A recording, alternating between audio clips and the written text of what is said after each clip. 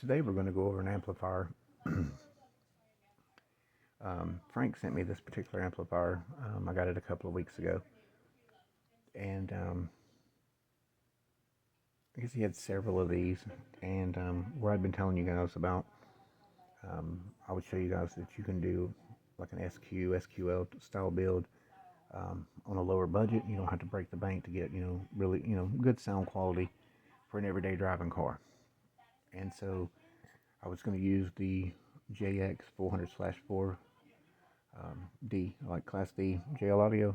I ran it before in a build and had another seat. I was going to use that, but he was talking about these and said he was going to send me one. Told me he didn't have to, but he did. And he's mainly a big Orion guy, but he said the power's here on them. I don't know if this one's used. Like, I took it out of the box; it had been opened, but it had the plastic and the foam and warranty card, manual, screws, all that stuff's in it. And I couldn't see where it'd been mounted, and it still has the caps on the RCA input jacks there. There's a couple things he didn't like about it. Like he said, the power was there and it sounded great, but so we're just going to go over it. He didn't care for the terminals, the way they're laid out with the fork style. You can put bare wire in there, or you can crimp the forks on it, connectors, which is what I always did. All of us older guys, a lot of our amps had this, or like plugs in there. So this doesn't bother me as much. He thought that the potentiometers and all this stuff was a little outdated, which it kind of is. But this avatar is the ABR-460.4. It's the Buran series. This, one of the, I guess, middle of the line like amplifiers from them in a 4-channel. It is the biggest one in this series. The manual lists that there's a 240.4, a 360.4, and a 460.4, and we'll go over all the features of it.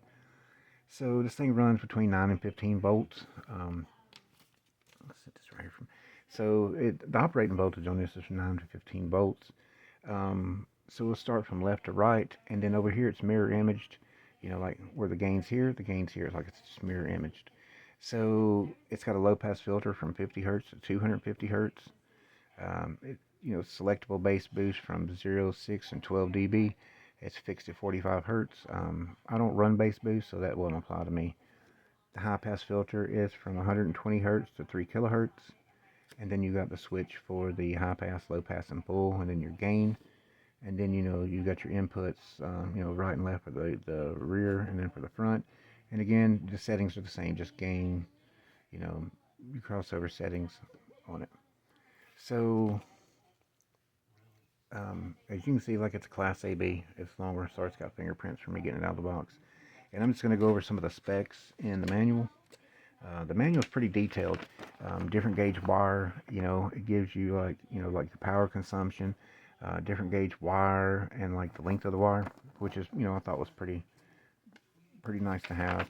And then one thing that I really liked was it really went into detail, like whatever ohm load speaker you're using, like whatever the, like the ohm load of the voice coil is, what'll be your final impedance, whether you're like running them in series or running them in parallel, or if you're doing like all series on one side and the other and then parallel them together and all, all that. It really went into detail to tell you, like, whatever you start out, your impedance, and how many, speakers or a combination of speakers and subwoofers you're using, what your final impedance will be. Again, it went into, it was really nice detail and about wiring it, which is, really helpful for a lot of people. It'll take some of the guesswork out. So there's listings for all three of them, and I'm just going to give you the largest one here, the 460.4. Now this is what the manual says. I don't know. Like I said, I've not even powered this up yet. But it says it's 115 watts times 4 at 4 ohm, and 230 watts times 4 at 2 ohm. All these power ratings are at 14.4 with 1% THD. It also says it's 460 by 2, and that's bridged 4 ohms, 460 watts on the front, 460 on the rear, at a 4 ohm load bridged. And I went over all the filtering on it. It's the signal to noise ratio is 92 dB. again, the operating voltage was 9 to 15 volts, and it's 15 inches long, 8.7 inches wide, and 2 inches, like 2 inches deep, which is pretty typical for a lot of amplifiers.